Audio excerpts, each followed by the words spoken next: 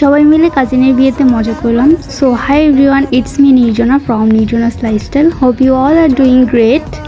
তো এখানে আমি রেডি হয়ে চলে গেলাম ব্রাইডের বাসায়।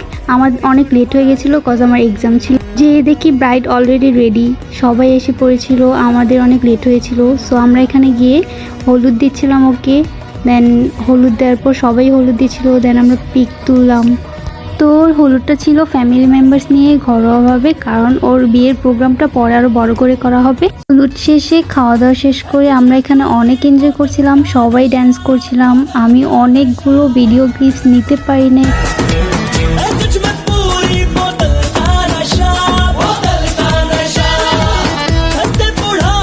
এনজয় করতে করতে সবার ঘুমাতে ঘুমাতে রাত 3টার বেশি বেজে যায়, তারপরে সবাই ঘুমিয়ে পড়ি। তো এখানে সকালে এত সুন্দর ওয়েদার ছিল, আমরা সবাই নিচে একটু হাঁটতে গিয়েছিলাম, এত সুন্দর ভিউ ছিল। তো এখানে এই যে ইনায়া বেবি, তারপর আমরা আবার চলে গেলাম উপরে। দেন সবাই রেডি হচ্ছে, আমি এখানে রেডি হয়ে বসে আছি আর ভিডিও নিচ্ছিলাম, সবার সাথে পিক তুলছিলাম। তো এভাবে ব্রাইডও এসে পড়ে, তারপর ওর সাথেও সবাই মিলে পিক তুলি। তারপর আমরা নিচে যেয়ে গেট ধরি, দেন ওয়েট করতে করতে জামাইও চলে আসে।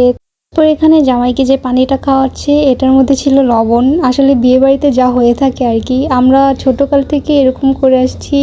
মিষ্টিতে ছিল লবণ।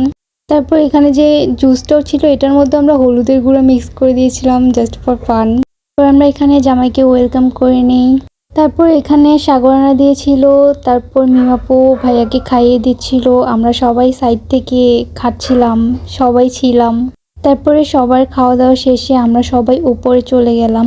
তো এখন বিয়ে পড়ানোর পালা কাজে এসে পড়েছে। তো এখানে সবাই একটু ইমোশনাল হয়ে গেছে, স্বাভাবিক, সবাই হবে। বিয়ে শেষে আমরা সবাই মিলে পিকচার্স তুলছিলাম, আমি আর কোনো ভিডিও নিতে পারি নাই। তো আজকের ভিডিও ছিল এই পর্যন্তই। Thanks for watching this video.